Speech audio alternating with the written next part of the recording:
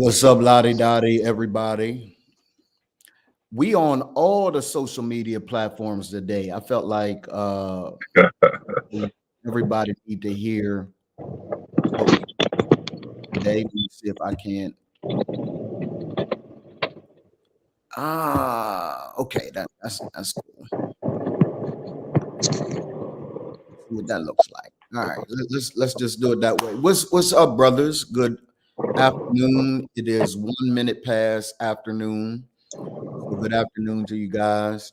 I'm sure Coach has been to worship.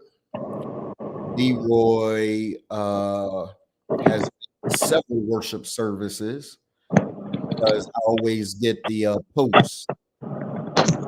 We always post what he's listening to. Oh, something from St. John's, I think, St. John's. And then I saw something from his local church, Walter Scott Thomas. Home church. His Yes, home. New Psalmist. So he's child to Harold A. Carter Sr. from New Shiloh Baptist Church, my home church. Yes, sir. New Oh, Shiloh. really? Oh, okay. Okay. That's my home church. My Okay. grandmother's deacon there. My grandfather was the deacon there. Really? Yeah. Oh, okay. New Shiloh. I've heard That's of what's that. up. Carter. Yeah, so I'm an OG. Yeah, St. John's is right down there near you, bro. Don. Really? Yeah, it's in Gaines. It's in Douglas. I want to say Douglasville. Okay. Yeah, I know it's right down there. But Yeah, that's Bishop Thomas's son. That's I think I mentioned it to you. That's his son's church. Yeah, that's Joshua. where I live, Douglasville. Don't tell anybody. Okay. That people start looking me up, and I know, right? True story about Walter Thomas. True story about Walter Scott Thomas. He was the first other person I'd ever met named Walter. Really? Oh, wow. Yep. Yeah. Y'all remember the Walter Scott? I think his name was Walter Scott. That was killed by police. Y'all remember that? Yes. Yeah, Walter Scott In South Carolina. North Carolina. That was just after Michael Brown got left in the street. Mm-hmm. Yeah, for real. So do me a favor, gentlemen. Share. Everybody that's watching, like, share, comment. Absolutely. I want to do the same thing because I think what we are going to talk about today is going to be both interesting and challenging for some to hear. For those of you that don't like today, blame it on Coach. Blame it on Coach because Coach sent me a video. That just yeah, Coach sent me a video that just prodded absolutely right, and I've been attempting to kind of see. I don't know, my computer acting funky. It won't let me. Yeah, so I'm gonna get out the car in a second because I'm be at my spot, so I won't disconnect. But yeah, I'm gonna get out in a second, so don't get started just yet. All right, yeah. Give you time to put that together. So yeah, I want to make sure that we are.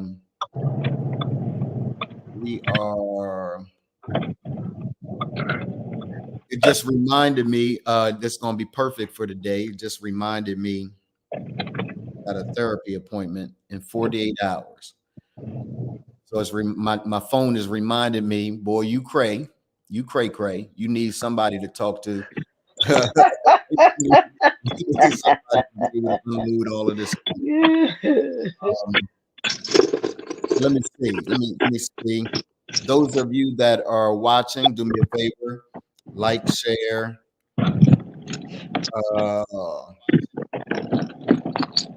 Let me see.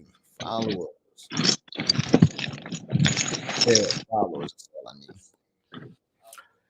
So it looks like it's sunny there. Is it sunny? Bro, it's sunshine, blue skies. Is it cold? Yeah. 50. 50? Yeah, so it's not bad. Yeah, it's not bad at all. Yeah, not bad at all. Hey, let me tell you. Listen, I'm gonna give you a quick moment of praise because I'm just gonna tell you. You see that right there? 1 second. Let me tell you what my dumb behind just thought about. I'm saying, Coach, is it cold there? Like, I'm not here. I'm in Delaware. Right, you down the street. Yeah, I'm down the street. I'm not in Atlanta. So I'm feeling like I'm Go ahead, Coach. What you saying, man? 12 Yes, months. sir. Almost 12 months. I just want you to know, it's been almost 12 months. Somebody said there is a God. I told them. They didn't want to listen. But this sound on the door, this sound on the window, right there, that sound on the window, was it right? Yeah. That says otherwise. It say otherwise. I just want to get that phrase in right there. I just want you to know. Got it. Those of you that are watching, if you're watching by replay, #replay, holla at us. Let us know that you're watching by replay. Tell us where you are watching from. We always like to know who we're reaching, right? Who's listening to us? Who's listening to us? And this is what I found out, Leroy. I found out that there are people listening to us that don't always comment. They don't comment. Right. Exactly. Right. True. So because I know that, I still talk to y'all like you're talking back to me, and it's okay if you don't. We really would like you to, quite honestly. We'd appreciate it. Yeah, we'd not appreciate. That's Leroy's word. Leroy's the educated one. I come from the hood. We appreciate if you just Not appreciate it. Not the APP, it's the PPRE. Yeah, we appreciate it. We appreciate it. And I couldn't even play the video today. I don't know what in the heck is going on, but it's good. Like it's still not allowed. I know you're not having problems with your map. Is it a map that you have, sir? It's not the map. Is that a map? Is that a map that you have, sir? That's having problems. It cannot be the Mac. It cannot be the Mac. It must be StreamYard. The Mac is the last thing that it could be, right? So hey, I'm gonna tell you like Jamie Foxx said, don't blame it on the alcohol, bro. Don't blame it on the alcohol.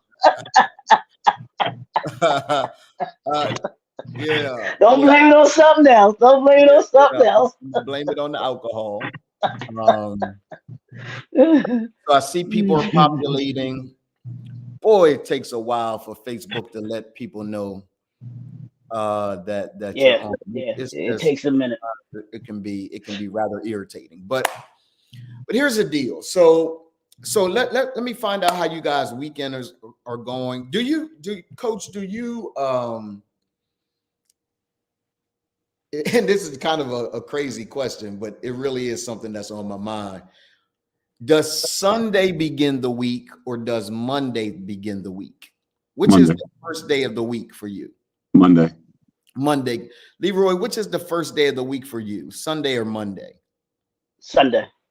Yeah, Sunday's the first day of the week for me, right? So I view Sunday as the beginning of the week. So I am already in next week. I'm just like God. I'm in your future right now. God, just forgive me because I don't want yeah, I don't want. Yeah, because I think we need to get off the street because I ain't trying to get it with him. Yeah, I don't know that he wants me to say that like that, right? So how has your weekend been? What have been the highlights of your weekend? Coach, I'll begin with you. Then Leroy, you tell me yours, and then I'll tell you guys what has happened with me, and then we'll get on to what has happened today. Sticking to the process has definitely helped me a great deal this week because I have secured my first contract with an outside business to be there 1 to 70 employees on a pilot basis for a quarter. They have about 1,550 something employees. They sent me information. Wow. This goes well. It changes the game. Ooh. Yes, sir. Yeah. Yes, sir. Changes the game. Yeah. So, that's a whole nother level. Yeah, I'm so proud of you. Here's the deal, though. I like what he said at the very beginning. Stick with the process. I hate the idea that people think coach just popped up out the water. Like he just popped up out the water, overnight success. Nah, people. No. Yes, sir. This is years in the making. This is time put in. This is a grind. This is sticking to the process. This is not giving up. It's all of that. Yeah. So So that's been good. Hey, That's been good. And then I'm all the way up to now chapter 12, almost done. So chapter 12 is good, according to what the book is saying. It's going to be where we develop, the 12-week plan. It's going to coincide because I'll be done with this book by the end of this week, which is the end of this month. So my quarter 2 will be my quarter 1 in this book because even some of the stuff they talk about, they use this without the belaboring it too much. They talk about being good, being great, right? Yeah. There were you have an opportunity to have been good for a long time, but you're great before you become great. And they use a lot of athletes because that's always a good example, right? So they use like Michael Phelps and some other folks who I'm not familiar with in the athlete world, but they talk about how they were great a million times in practice. They were great a million times before they got to the Olympic stage, before he won 18 gold medals. He was great in the water ahead of time. So if I can be great now, I'm already great when the time comes. So and it gave us a specific assignment in the book. What is your most audacious look like in your personal world, right? So I filled that out. I'm gonna leave that to myself, but I say a lot. I'm not, because in the book it says to be accountable, you got to be accountable to what you say for other people. So my goal is 15 of these coming up real soon. 15 of these with one flagship in the major cities. 15 the butterfly effect. The butterfly effect. I love it. So, and have at least 1 to 3 hub flagship locations in the major metropolitan areas. Right. My flagship, I have a very specific vision of what I want it to look like. Obviously, we're gonna have a physical fitness part. It's gonna have the medical part with a in-house family practice, in-house OBGYN, in-house daycare, recovery, massage, all the above. And on the other side, yoga, Pilates, and classes and all that kind of stuff that people like to do in one center at about 8,000 square feet for each one. I will have my house in either Spain or Italy, depending on which I like when me and the wife go out there, to have a better relationship with my wife and also my friends, because I will have lived in this 12-week process along the way to get there. And it forces you to create that time. Have $150,000 liquid in my checking account whenever I want, and have cash liquidity of $10 million liquid whenever I want. So like down to the grand. Then it says what's the next 3 to 5, the next 3 years, and kind of how it would look. So yeah, I'm dialed in. Yeah, I love it, man. Congratulations. And congratulations for the courage to put it out here. Right. Because now my foot will always find its place in your behind. May my foot always find its place in your behind, right? Because that's absolutely doable. And now expected. I know you. So it's doable and it's expected. And I think it's going to be great about what we talk about today. So Leroy, talk to me, man. What was your weekend like? Before I say that, Coach, man, and Don, I don't know if you remember this. We talked Friday about being ready for the call. Yeah. Coach got that call. Yeah. Coach got that call. Yeah. And he is ready for that call.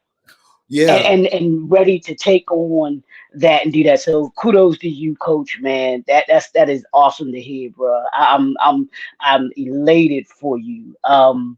My weekend, it was actually really good. Yesterday, I I went to a friend of mine, through the Kendall, the one that I celebrate, Yeah, that yeah, I yeah, have yeah. the podcast with.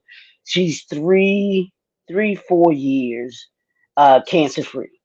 Wow. Had That's colon cancer. awesome. So she was celebrating that yesterday. She had a group of her friends come and celebrate with her and everything at a restaurant. We met at a restaurant and everything and just Yeah, loved on her, yeah, celebrated her for being, being overcoming that obstacle and everything like that. Had a great time, good food, and got to meet a couple of Facebook people in person. So it's cool to be able yeah, to do that when you get to put yeah, faces with names and stuff like that. So that was my day yesterday. Chilled out, watched the March Madness, and go do the same today. Got some work to do today too, yeah, but I'll be tuned in to to March Madness. The women's, I'm really interested in the women's March Madness. The men's March Madness is, I'm like, all right, okay, yeah, but the women's is what I want to see. So yeah, that's yeah. what my weekend is comprised of. Congratulations to both you brothers. Yeah. And I don't really want to talk about this, but I do want to thank y'all for praying for me. I was able to eulogize the woman that helped raise me, and do it at my former church. Phenomenal growth experience.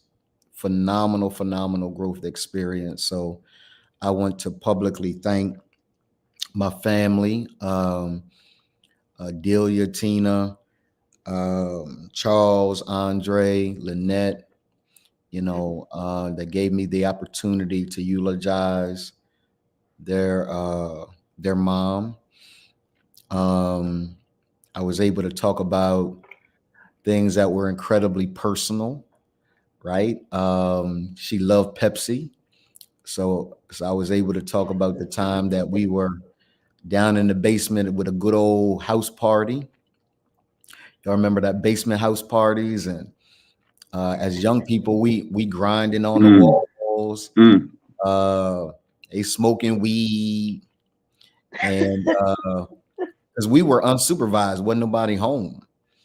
And she comes downstairs, flips the light on, wades through all the smoke, and said, "Who drank my Pepsi?" She couldn't care less that they was smoking weed. She didn't care about none of that. She just wanted to know who drank her Pepsi. So it was just such a moment of growth. And let me say this to y'all.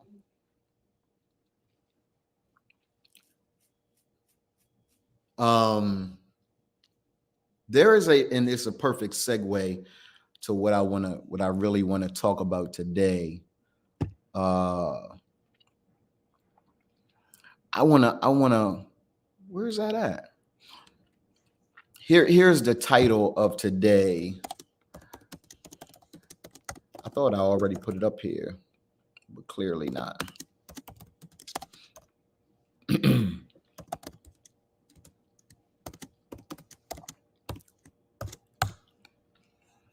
Here it is. That's the title of the day.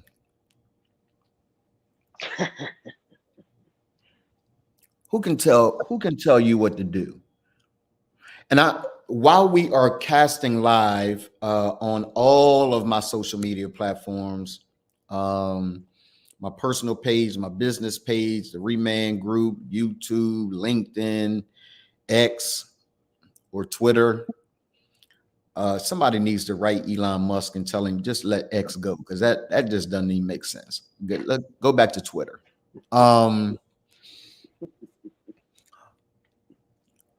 I want to read a scripture, Coach and Leroy, and see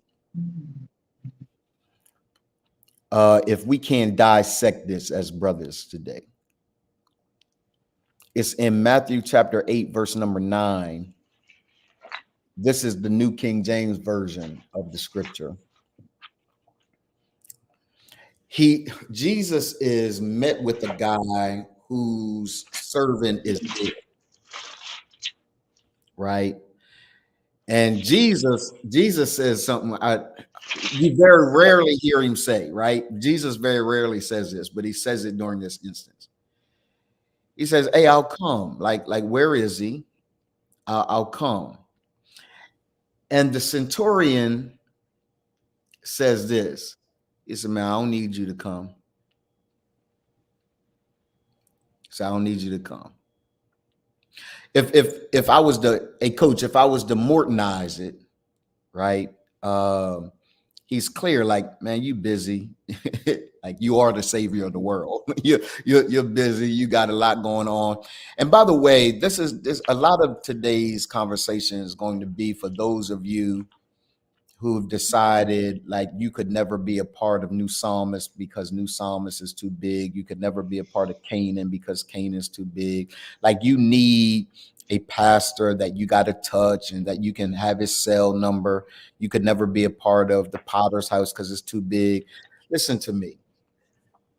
The objective of sitting in a local church is not so that you can be close to the pastor. That's not the objective. The objective of going to a local church is to do what I'm about to read, find a place where you can sit under authority.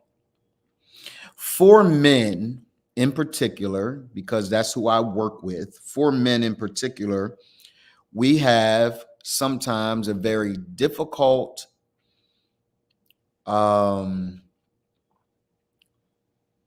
we find it very difficult to submit to authority. We are even raising a whole generation of brothers now who question all authority. Right? Like I was looking, Leroy, Coach, I was looking at some YouTube videos of guys that have been stopped by police. And one guy, he said, "I'm not going to jail." They said, "Sir, would you just get yourself back in the car?" He said, "No. And don't put your hands on me." Like just a routine stop. Like they weren't being belligerent. They weren't being nasty to the brother. The brother was just, kind of against them just because he a black man. Like, yeah, I'm not going to do what you tell me to do. Listen to me, y'all. I know we've got tremendous challenges in our country, right? But I was raised to respect authority. I was raised on yes, ma'am, yes, sir. I went to the military and it was yes, sir, yes, ma'am, all over again. I don't quite get this particular mindset that we have in culture today that just goes against everything authority says. I don't understand that. Are there police officers that are challenging and disrespectful and nasty and racist? Without question. But can I tell y'all this? I've only been disrespected, even if you can call it disrespect, by a police officer one time in my life. Everyone that has ever pulled me over, I've always said, "Sir, I don't even know that I've asked other than one time why you pull me over." Because usually I know. Like when I blow that stop sign, I expect somebody to pull me over. If I blow the stop sign, if I blow the red light, I expect somebody to pull me over. So when someone in authority approaches me, now I'm gonna contextualize this in a moment. When someone in authority approaches me, then I have been trained to surrender to that authority. When I first met Coach, right, and he became my coach, my health and wellness coach, I, as an act of my will, had to surrender to authority. He is the authority in that area. Now I can show up and say, "Look, man, who you talking to?" I can go through all that. But for what? Like I asked him, like he the expert, I asked him to hold me accountable, to coach me so that I could get my health together. Now, do I do everything Coach says? No.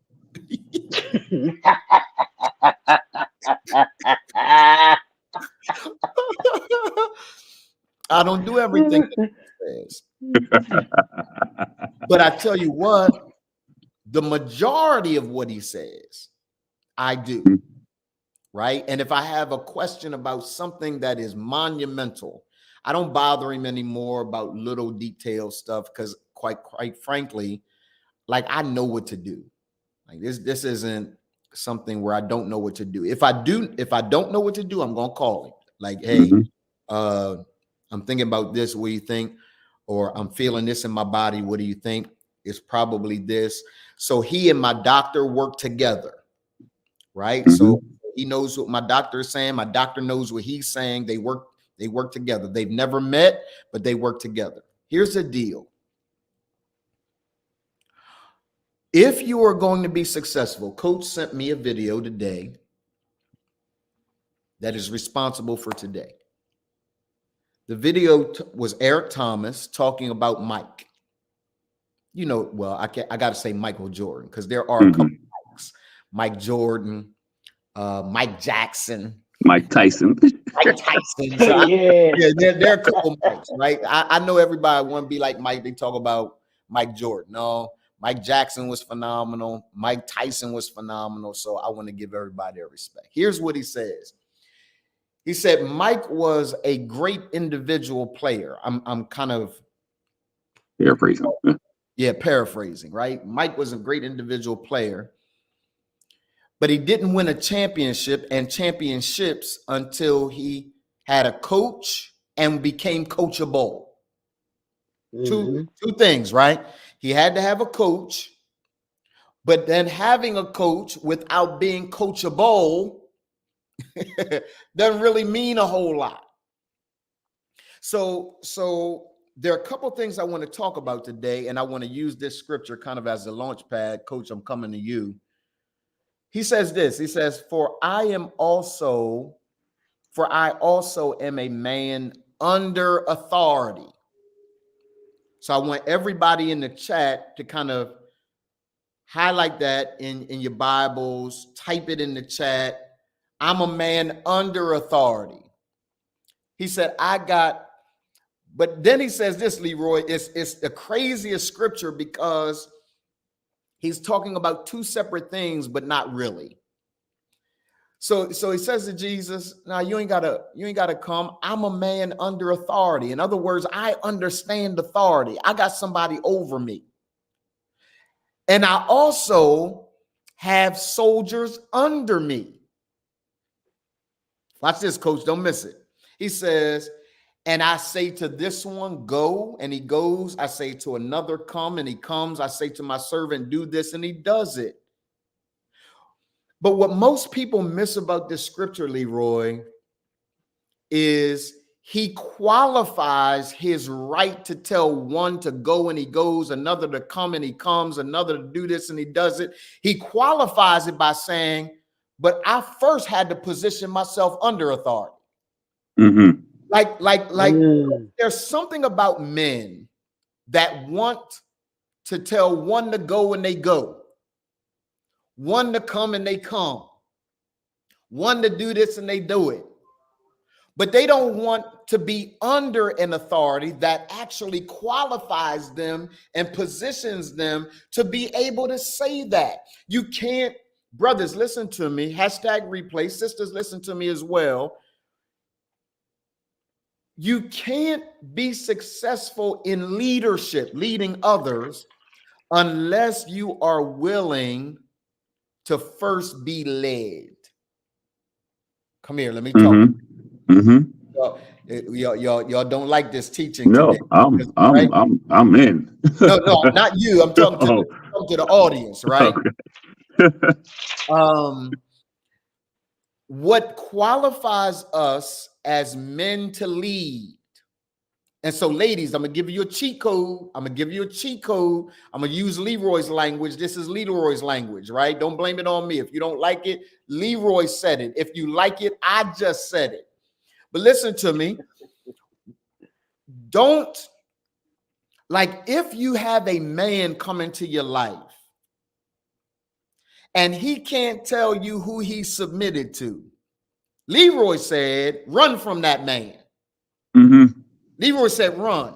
Like, if there's no one that can hold your dude accountable, if there's no one that can tell your dude what to do, if you can't pick up the phone, and tell somebody on your man, I'm trying to help y'all. If you can't pick up the phone and tell somebody on your man, when your man wilding, when he's not treating you well, when he's out there cheating, when he's out there doing dumb stuff, if you can't pick up the phone and say, hey, yeah, he's wilding. And if that man that, because I listen to me, just hear me. There is one woman that my wife can call, pick up the phone and call. That's Dr. Dee Freeman. But the one that, both of them hold me accountable, but the one that she can pick up the phone and call and say, hey, Dr. Mike, Donald just did A, B, and C, and I expect Dr. Mike to pick up the phone and say, hey, Don, what are you doing? Like, that's the craziest thing in the world. Is what she said true? And if I say, well, sir, quite frankly, no, I just want to know if it's true. Right? You got to have someone in your life that can tell you to go and you go, tell you to come and you come, tell you to do this and you do that, so that it qualifies you to be able to tell one to go and he goes, one to come and he comes, one to do it and he does it. So I want to talk first about that, y'all. Coach, I want you to give me a couple minutes on that. Leroy, then I want you to give me a couple minutes on that. And then I want to segue into the next part of the reason why that's important. Go ahead, Coach. Talk to me about the importance of having someone you're submitted to, accountable to, surrender to. I feel like I'm convicted a little bit. You know, the challenge with that, with entrepreneurs, is one of the reasons that we leave corporate America is sometimes, myself included, we think that we're smarter than the bosses. Yep. Right. And sometimes it's true. Yep. Okay. A lot of times it might be true. Yep. But I also understand the importance of, I sweep the floor every day. Yeah. Right. I clean the floor, dust bunnies, all that. I do all that shit. Yeah. I can't then hire someone and say, hey, I want you to do this. They could never come back to me and say, well, you don't know what it's like to do this job, blah, blah. Excuse me, I clean the toilets. Right. But to me, here's my transition. To me, I'm a pretty alpha dude. I have to find someone actively who I consider myself less alpha than in whatever particular aspect of my life. Yeah. Right. Yeah. And while that's not how Donald and I came into communication, that is how our relationship has evolved. Yeah. Because I think that some of the character flaws that I have are get a big bright light shown on them, you know, because of the work that Donald does and what I know he expects of me. Yeah. Right. Yeah. You know, and that's a good point to take, that, you know, I need to get my wife a number in the meantime. But, you know, it's definitely one of the things I feel that changes the thing. Right. Because the expectation that someone you respect and look up to. Yes. Kind of makes you do better. Yes. You know, not just the people to employ, the people that you lead, but they also got to know that you have a coach that you also don't know. Right. You know, if I don't know something, I'm not even going to pretend like I know. I'm gonna give you the best information I got. Say, listen, I don't quite know that area. Let me go find out. Yeah. You know, occasionally I get stumped and I don't know something, but I know somebody who knows it. Yeah. So sure. you know, so yes, I agree that there is absolutely 100% validity in, okay, you want me to follow you, but who do you follow? Because de facto, I'm following that person too.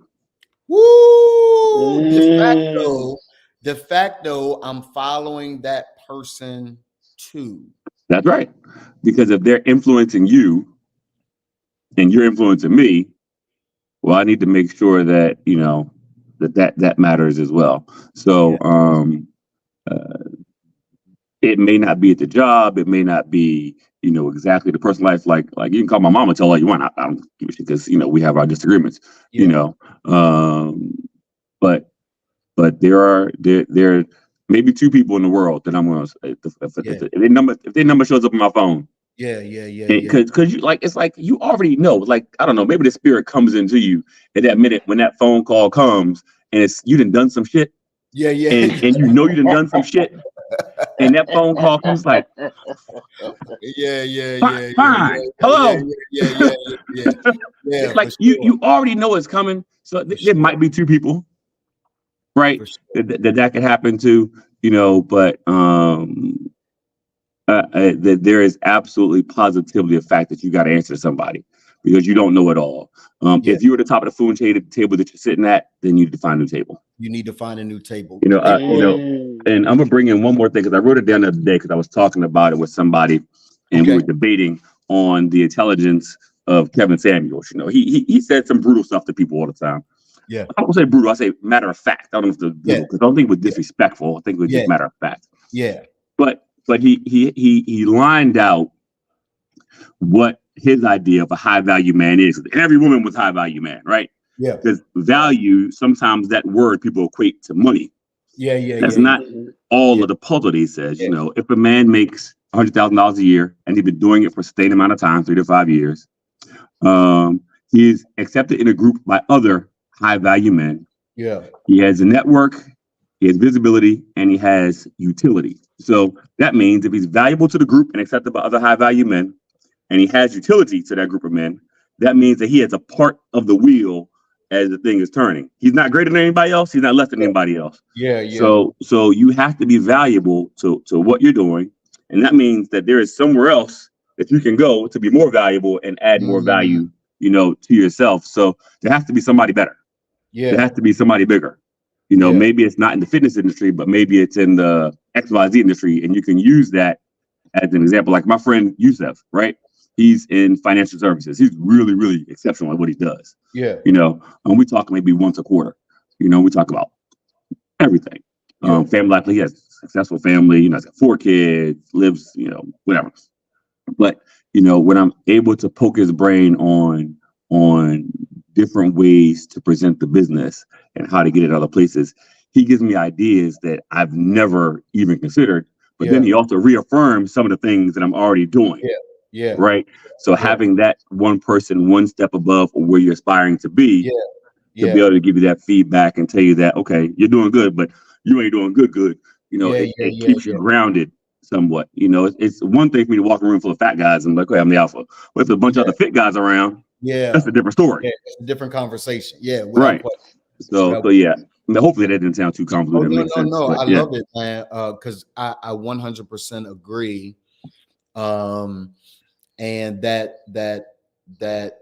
one or two people for me is Apostle Mike, Dr. D.D. Freeman.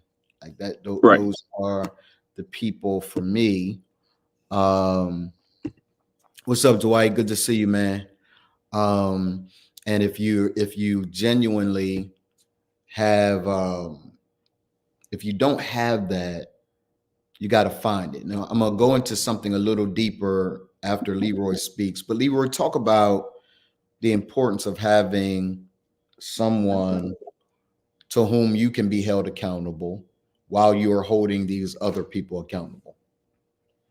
Well, that to me, that's the that's the thing about being a leader, like you were saying. How can I hold someone else accountable when I don't when I don't have someone to hold me accountable. Because if I go unchecked, then you know, how can I tell somebody else how they need to be checked?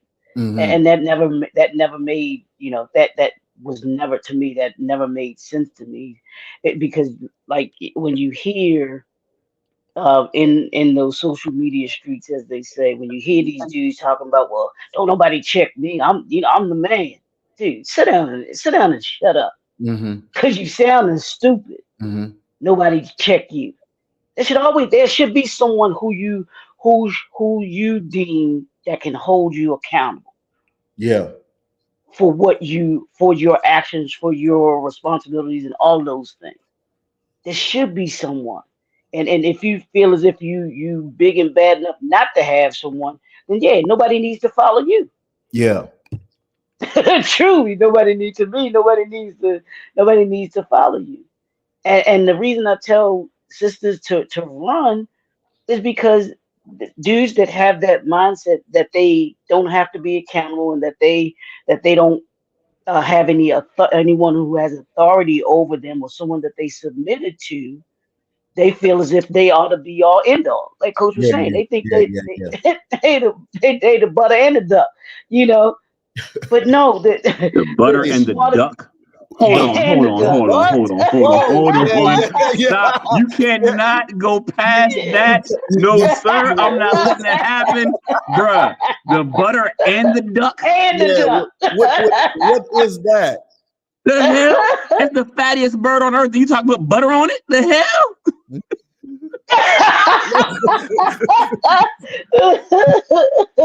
But they think that they're the whole ingredients. They think that they're everything. I'm that butter that goes on it, and I'm the veal. They think that they're everything. So, and you're not. It's just like Coach said. When the smartest person in the room, hear me, y'all. The smartest person in the room is the person that knows that they don't know everything. Yeah. Put Bill Gates, put my man, oh man, how am I like forgetting his name right now? Steve Jobs. You can put any of them, Reginald F. Lewis. Put them in a room with a bunch of plumbers. They ain't the smartest person in the room. Mm-hmm.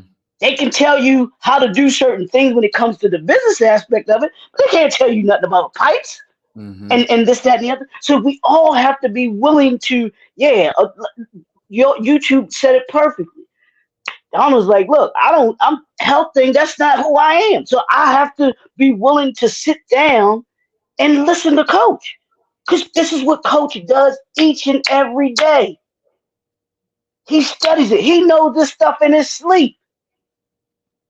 Yeah. Same thing with Donald on the other side. Coach was like, yeah, I'm gonna sit down because this is what I don't know. And we have to be willing to say, yeah, there's some things that I don't know, that I can't, that I don't have the and Bishop Thomas said it today, competence and capability. There's a difference in the two. Competence is I have an understanding of it. Yeah, you can understand what Coach does, but to have the capability of doing it, that's a totally different thing. Mm-hmm. We can understand what each of us does, but we don't have the capability. That's what leadership is about. I don't have the capability to be able to do this, so I need to be able to lean on someone who has the capability, who has done what it is that I need to learn how to do. Bruce Lee didn't know all of the karate and everything that he knew. That's why he needed a master.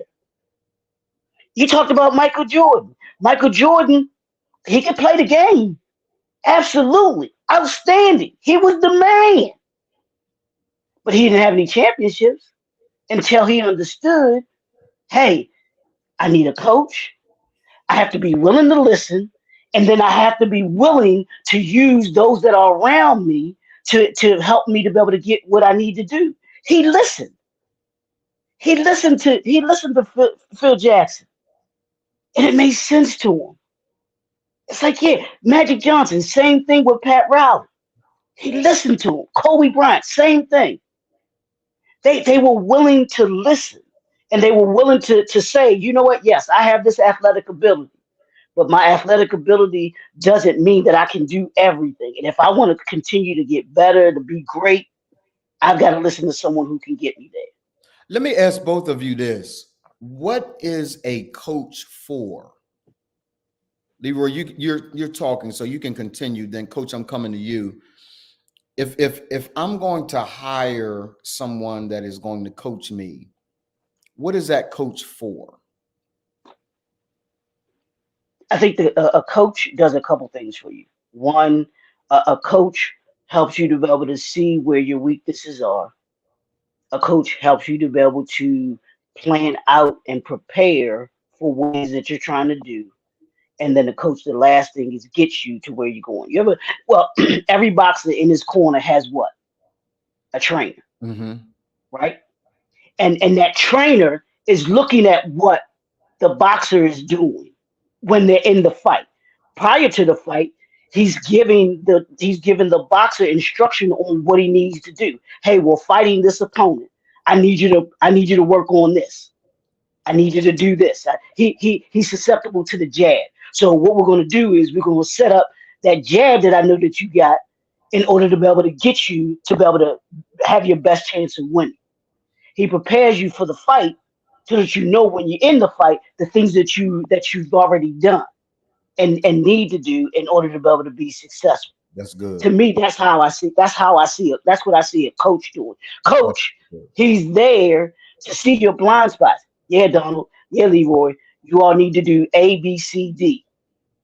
Because if you do A, B, C, D, I know that your body is going to do and react in this kind of way. So they get you in the position to be able to maximize your success. And you have to be willing to listen to what they're telling you and what they're asking you to do. Yeah, we might not like it. Sometimes we gonna fuss and fight the whole way. But when we take what they do and understand who they are and what they want us to do, we get it. Same thing with the Karate Kid, Mr. Miyagi, real quick. Mr. Miyagi doing the wax on, wax off, paint up, paint down. He's like, you got me doing all this stuff, and I ain't learned nothing. I ain't doing nothing. And then he told him to do certain moves, or he was doing certain moves, and then he told him to do with that move what he had him doing was giving him the ability to be able to do. That's what coaches do for you. Yeah, Coach. What is a coach for? Why hire a coach? I think that's some of it. You know, I'm a martial artist. I did martial arts for a long time, and there's a story of a guy who was born with one arm, and his parents couldn't figure out what to do with him, so they put him in this judo class. And in this judo class, his instructor taught him one technique, and he did it over and over. And when the kid finally perfected that technique, he put him in his first judo match. He won immediately. Went to the next level, won immediately. Won. Then won the championship. Eventually, the student came to the teacher and was like, yo, sensei, why did you only teach me one move in all these years? He said, well, son, the answer is simple. Because the only way to beat that move is they got to grab your left arm and you ain't got one.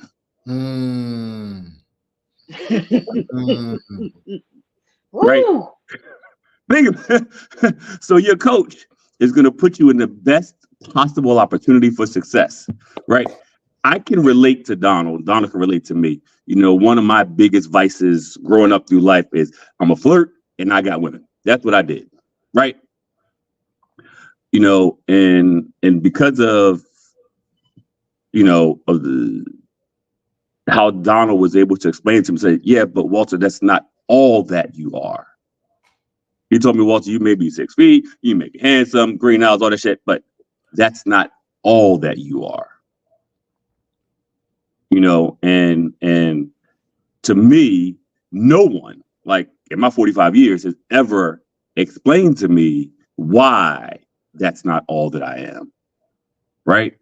And because he can relate and he's been down that road, he understands or has understood what the struggles that I have.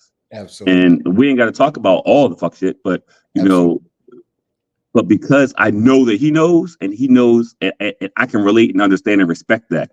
So that level of accountability, he would know if something's wrong, something's right, whatever it is. And those are the types of things how that coaches should be able to do. They should already know, based on what you're doing, what's going to happen.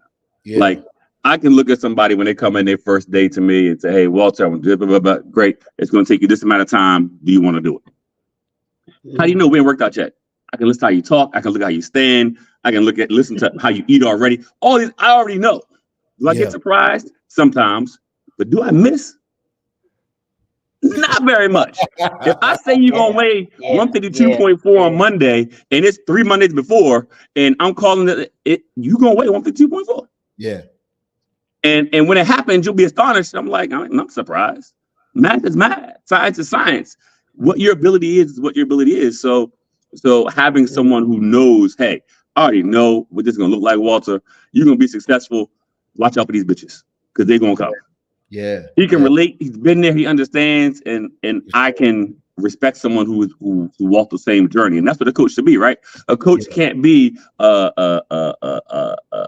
living room couch quarterback. It don't work that way.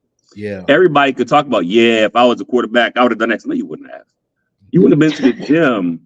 You wouldn't have gone to practice and done the same play over and over and over again. You wouldn't have read the books. You wouldn't have done the work to be able to get to that level. Hence, you on the couch watching the game, talking about the game, complaining about the game, and not playing the game, right? Yeah. You can tell me you bench 400 pounds. I can look at you and tell you ain't never benched 200 pounds. Yeah. Because a guy who benches 400 pounds knows it's at like the top 1% of all lifters in the world. That's like 1%, right? And I know you ain't a 1% person because I know how you eat, I know how you live, I know how you look, I know you take care of yourself. If you ever had some kind of catastrophic injury, then I already know what kind of person you are. So I know you ain't lifted. I know you ain't done it. And I guess the same thing applies to being a preacher, to being a speaker, to being a motivator. Like you can tell in 2 seconds that somebody's a Jack Lab preacher if they for real, right? Yeah. You already know. Yeah. So being a coach, you have to have had the experience in order to be able to explain it, right? Yeah. And able to be able to guide someone. And that person has to know that you've had the experience and have to respect the hustle that you've already put in to then be able to apply it to what you're doing. Because they can't relate, dude. They can't relate. Like it ain't too many people that can relate to the shit I got to deal with, right? Yeah. Like I get husbands that come in mad at me, right? And I'll sit down in my chair for a certain amount of time until I got to stand up and ensure that they recognize this is still my shit and I'm still bigger than you. So shut up and deal with it. Right? like stand up with that swole chest. Right. I need you to understand that those medals ain't for show. Right. Those pictures ain't for show. Right. Yes, you got to take a picture of your wife in her skivvies and send it to me every single Monday. But the fact that she's lost 65 pounds and you now jealous and feel some kind of way, bruh, I'm the reason she looks like that. Get over yourself. Yeah. And Coach, you brought up something really pertinent because I hear, and Don, I'm sure you got this being a preacher where a lot of men felt jealous of their wives. They come home talking about their pastor. Pastor, well, pastor said this, well, pastor said that. And I'm sure, Coach, you get the same thing where you have the women on a plane. Well, Walter said this, my trainer said this. Well, who Walter think he is? Yeah. Coming up in here, in my house. He all up in my house and they in my house. Yeah. No, if you were doing what you need to be doing, hey. Yeah. I think there's some balance to that, though, right? I think the balance to that, and I used to tell sisters all the time, don't carry my name in your home. Don't carry my name in your home. Every man, it doesn't matter. Let me tell you what unlocked. I think Walter would agree. If he doesn't agree, he can say it. What unlocked the relationship that we have today is Walter is an alpha male. He's an alpha male. He's a chest swole alpha male, right? And the very moment that he is describing, Leroy, was the moment where he was talking about, you know, he said, man, I got this going on. I got this going on. I'm six. I got green eyes. I'm built. I said, yeah, bruh. First of all, I'm not impressed with that. Like I couldn't care less about that. And second of all, you're more than that, bruh. Mm-hmm. You know, Yeah, yeah, yeah, yeah, yeah. right? And So the I've always and I want Walter to say, I want him to say, no, not really, Don. I've always been a coach, but that moment I became his coach. Yep. mhm, mhm, That That is moment, it. mhm, his That coach. moment right there. Yeah, right. So I have a high respect for coach, a very high respect for coach, but I have to coach on principle. Coach has a high respect for mhm, me, but he's got to coach me on principle. mhm, He can't be impressed with me, enamored with me. I can't afford to be impressed with him or enamored with him, because the moment I am, I won't tell him the truth. mhm, Yep. Right. So the reason why we've got to get to a place where we invest, and this is the part that I want to come back to. Coach, I'm coming to you. Leroy, I want to give you an opportunity to speak before I go to Coach. But the reason why I want people to invest in a coach is all that Walter just said. Like you have to invest in a coach.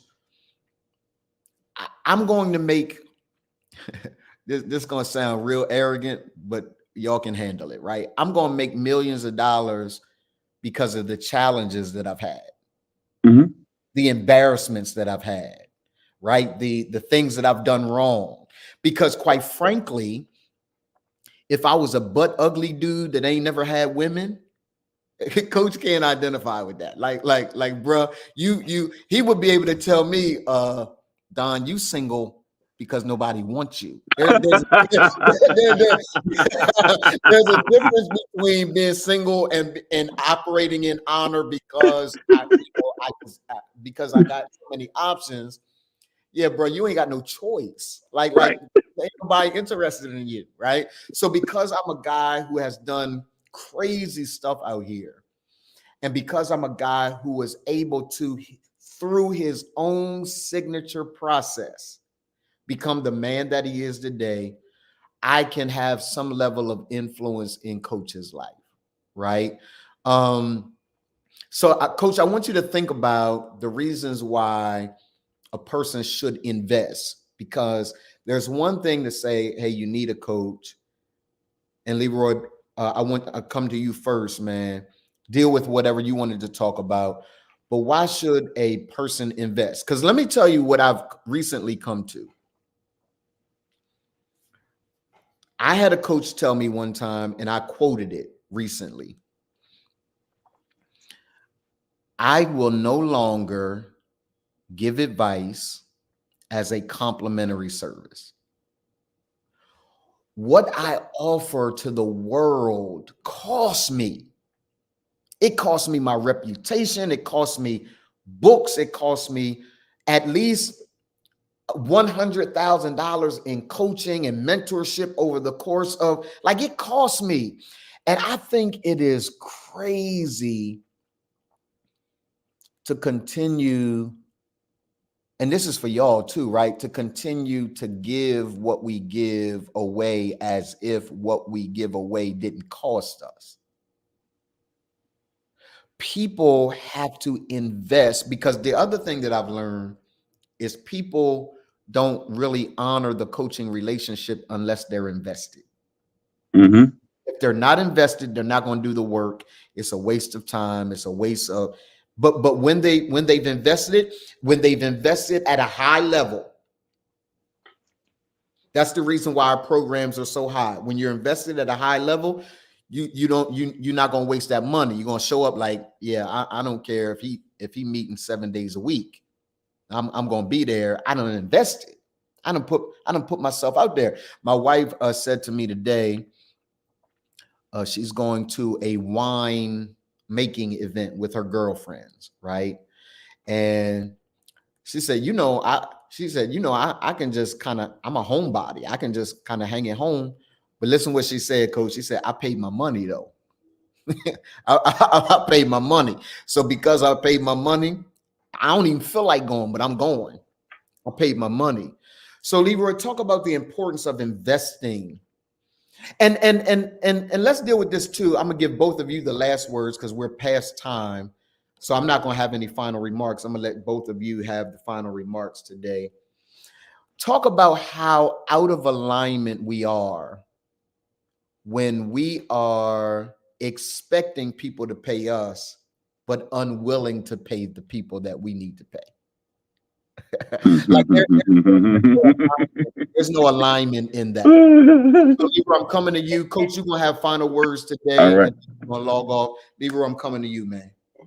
Yeah, and that's the sad part of, this entrepreneurship community. All of us, Jeff, we think that what people should pay us for what we do, but then when it comes to paying someone else, can I get the hookup? Can I get that discount? No. Hey, it is so important that we understand, especially us, that we pay people what they deserve to be paid, and that we invest in each other. And it's not just about saying, hey, investing. No, I want to invest in you because I believe in what it is that you're doing. I believe the benefit that I'm going to gain from it, because not only will you benefit from it, I will benefit from it because of what it is that I feel that I'm getting from it. And when we can look at it from that way, that frame of mind, I think it becomes a thing where we say, you know what, yeah, it was worth that investment. Now, when you got to be careful of who you invest in, I definitely will say that, because there's some folks out here that will say they want to give you that big ticket price, but then when it comes to that big ticket experience, that big ticket, getting what it is that you feel you kind of paid for, it's far less than I've heard. I've had too many people that have come to me and have said, well, I had this coach or I had this consultant and they charged me an exorbitant amount of money and I felt like I didn't get anything out of it. And so we've got to be real careful about who we invest in. Do your research, do your homework, talk to coach, ask him before you, and I'm sure he won't have a problem with it. Before he takes you on as a client, say, hey, coach, I would just like to get a couple of referral, people that have gone through your training, just to find out their assessment of going through the training. I'm sure, Donald, you wouldn't have a problem with that either. And anybody that has a problem with giving you testimonials about that they've gone through the process, they've gone through the product, they've used the product or the service, yeah, you don't need to deal with them. You want to deal with people that when you invest in them, they have no problem with letting you know, this is what I offer. This is what you're going to come away with. These are the benefits of what it is that I do. And here's my results. Here's the proof of what I've done. like Coach said, the medals up there, they mean something. Yeah. They mean something. Yeah. So those are the things that you look at when you're looking to invest. When you're looking to invest and put your money, especially when it's a lot of money, when you're looking to put that money into something, you want to make sure that you're coming away with what it is that you expect to come away with. With that, coach, it's on you. It's yours. Why should you invest in a coach? Well, I think that, answering the question when the question is crazy, but why shouldn't you? Right? Like investment sometimes isn't always monetarily. Sometimes your investment is your time, is your effort. But because we're in a capitalist society, money matters. Absolutely. My premium is my premium because that's what I bring. Absolutely. And there are people who I've told, no, I can't coach you. You know, I refer you to somewhere else. You know, there's a reason I'm not $10 a month, right? Absolutely. You know, Planet Fitness is a great business model, right? $10 a month, and they would charge your card every single month for $10. Yeah. Right? Or $20 if you get the black card, right? Yeah. You know, $5 a week ain't very expensive. Yeah. But you come here, it is not a $5 a week experience. Yeah. You know, and if you come to me and say you're not losing weight on my program, well, that means you're not doing the program. That, If you come to me and I say want you you're to not- talk a bit about that, because Leroy made such a brilliant point when he said, hey, look, make sure that the coach that you are hiring is worthy of the hire. That's right. At the other end of that, though, is make sure you coachable. Like, do the stuff that the coach is asking you to do. Right. So yeah, so you know, it's that part, and honestly, a lot of people, going all the way back to the scripture, right? I am a man under authority. A lot of people don't think that they're under authority, right? Or they don't want to be under authority. Yeah. You know, and one of the opening conversations that I have with folks is, when you work with me, I don't want you to think about nothing. If I say eat it, this is what you eat. If I say do cardio, this is what you do. I don't want you second guessing it. I want you trying to figure it out. I want you trying to reverse engineering it. I want you to do exactly what I say, because if I'm telling you exactly what to do, I have in my mind and in my notes what's going to happen. Yeah. If those things don't happen with what I gave you, then either something's wrong with the math, which in the history of the world, math has never been wrong, or something's wrong with what you put in your mouth, right? Yeah. Or you're not doing the workouts. You know, it's only one of those two things that it can be. So I need to understand what it is. So I don't want you to think, and you have to be willing to give that up, because a lot of times the only power that we really have is what we think. Right? Yeah. So wait. I'm gonna do what you did to Leroy. You can't rush past that. Like, you have to be willing to give that up. Yep. Like as a man, are you willing to say yes, sir? Right. Watch this. Watch this. Why do I coach women, Donald? What did I say the reason I don't coach men? Because we think we know everything. Yeah, we think we know everything. And guess what women are designed to do? Watch this. What are women designed to do by default? Follow. Absolutely. But watch this. Watch the sneaky Walter. I now have got 6 husbands in here working out. Yeah. Right? From none to 6. Yeah. Part of it is because the ego says, I'm not going to have my wife in the work with this man. Now she's looking like this. That's part of it. Right? Right. But the other part of it is, they don't want to look like the 10 couple walking down the street. You know, a 10. She looks like this. He looks like that. Right? Absolutely. So I'm getting the back end, right? Yeah. And the back end is now I'm creating healthy families. But the first step is which is the goal. Absolutely. Which is the goal. Absolutely. It just my approach is a different way. And you have to be willing to give up thinking. You got to be willing to say, you know what, I'm going to do what Walter says to do and don't ask no questions. Because if I ask him, can I have this? His answer is going to be, it's on a meal plan. No. No. It's not going to be no. See, what I know is I can't tell you what to eat because you're going to eat it. But my question is, it's on a meal plan.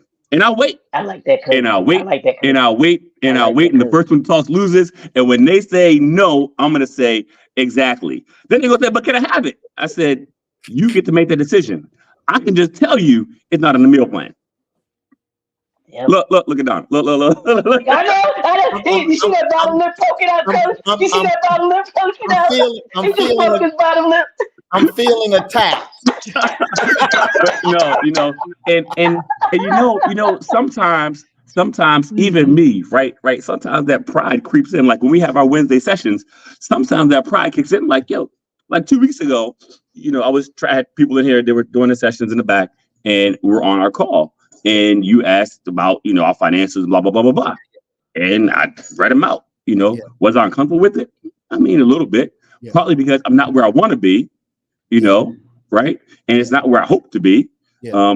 Because what it forces me to do is now consider, why am I not on the spot right then and there? Yeah. And I wasn't prepared to give my long-winded answer of, Walter, you fucked up in this place. Yeah. Right? Yeah. Right.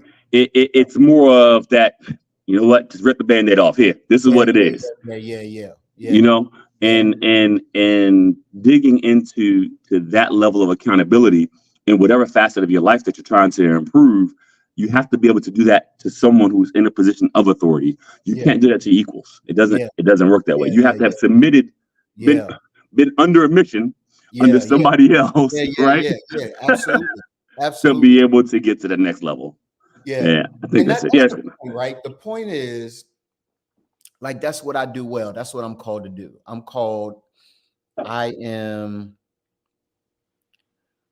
a coach of character. That's all I do. So me forcing everyone to be honest about their numbers, it's not about embarrassment, it's about character. It's about facing it. Like, to your point, like, let me just rip the Band-Aid off. This is what it is. Now we can get down to the business to figure out, okay, what's going on. So when I call coach and I say, Coach, can I have that? That's exactly what he says 100% of the time. Is it in the meal plan? And so now I don't even look at the meal plan. So I can say, I don't know.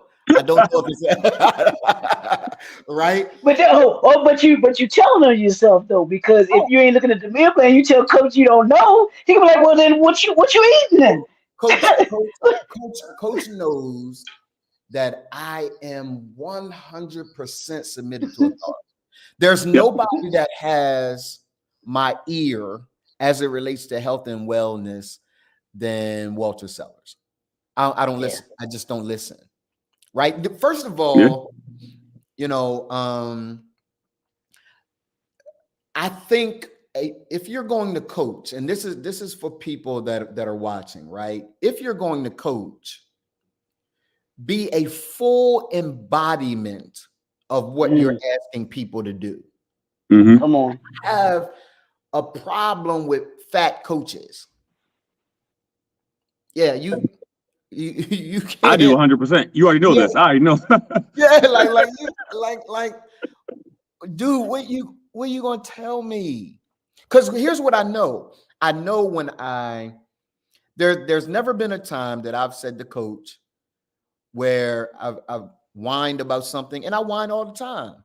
I don't want to do the stuff he tells me to do. I don't feel like getting up and working out in my office. My wife's sleep. I want to be asleep too.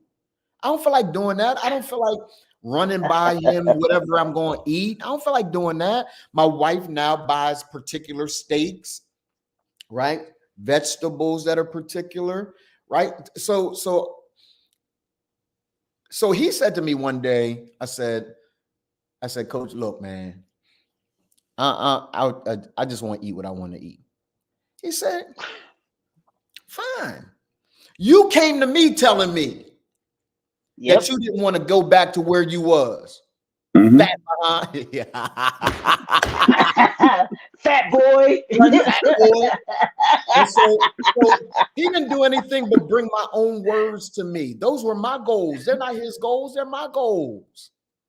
Yeah. So, but he can't have that level of weight and influence if every time I whine, he said, okay, Donald, okay, it's fine. He doesn't ever do that.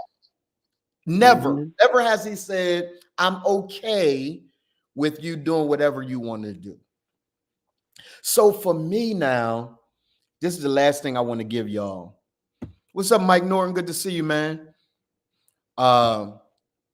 Coach, I want to give this to you. Leroy, I want to give this to you, and I'm speaking to me as well. I want you guys to keep this hidden in your heart every single day it gets hard. You will have to stand before God about the things you're telling people to do. The greater level of responsibility and accountability, here's the scripture, to whom much is given, much is required.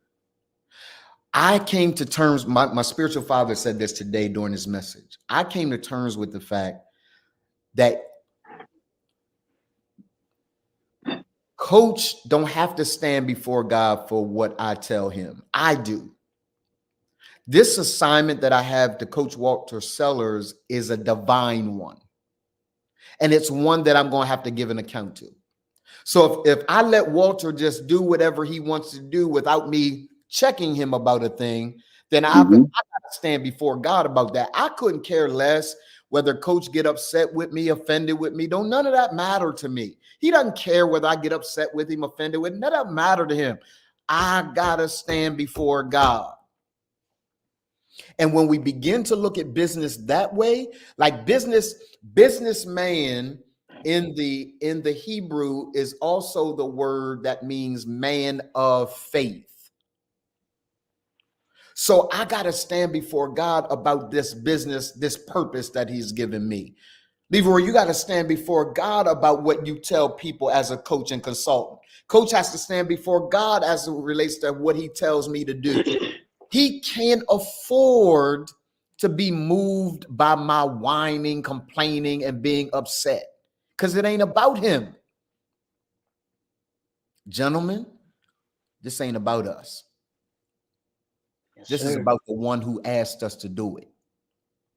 And if you have any, this is for every brother. Dwight, this is for you. Michael Norton, this is for you. This is for every brother.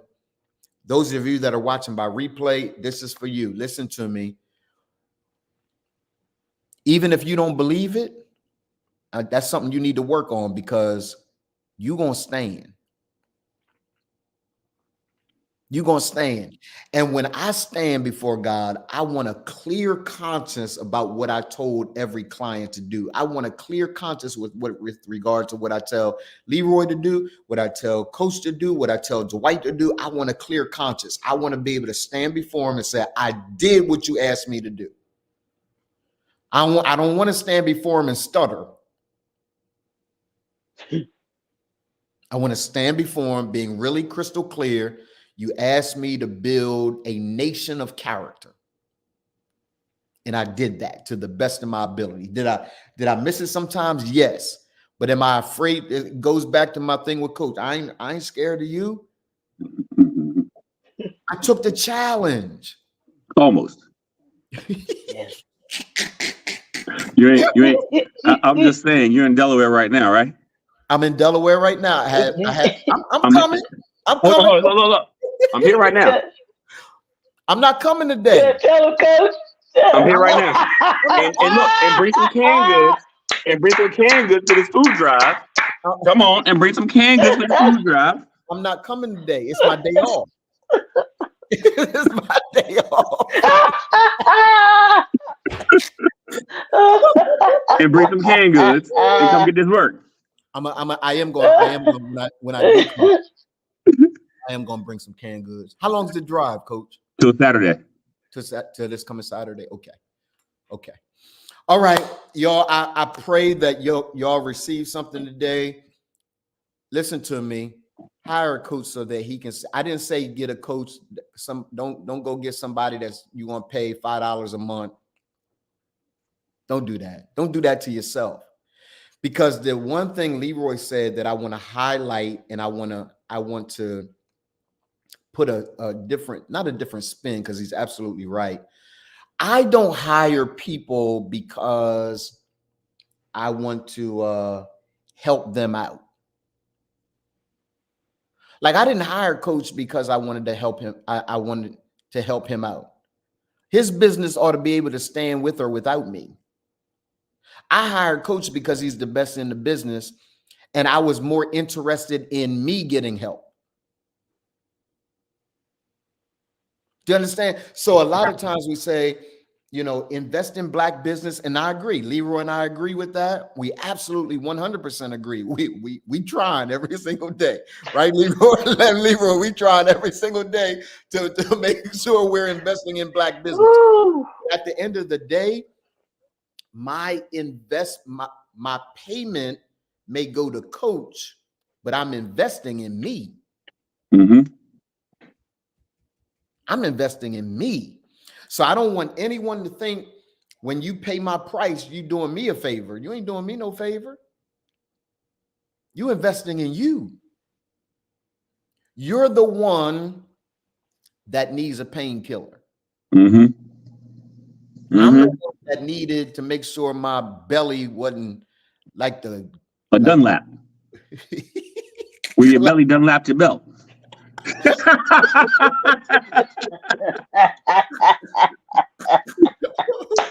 Yeah, I needed to make sure that. So I want to encourage everyone, get yourself a coach, man. I know you think you know it all. We talk about this all the time. When you come in, you say you think you know it all, and you come off like that. Here's what we know. We know you don't.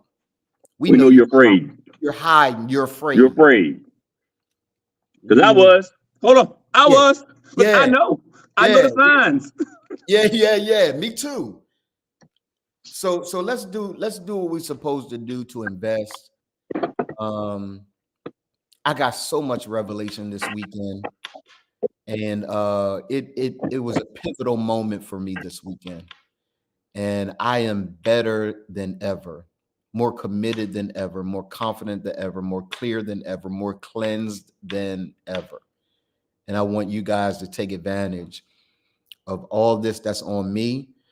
Coach and I are partners, so I want you to take advantage of your health and wellness, because you know you can have all the money in the world, but if your body ain't working, that's right. You don't have real wealth, man. Yeah. I want you to take advantage of Leroy, because you need to make sure that your business structure is solid. You need systems in place. So, but you got to pay them though. like, come on, y'all. We all this.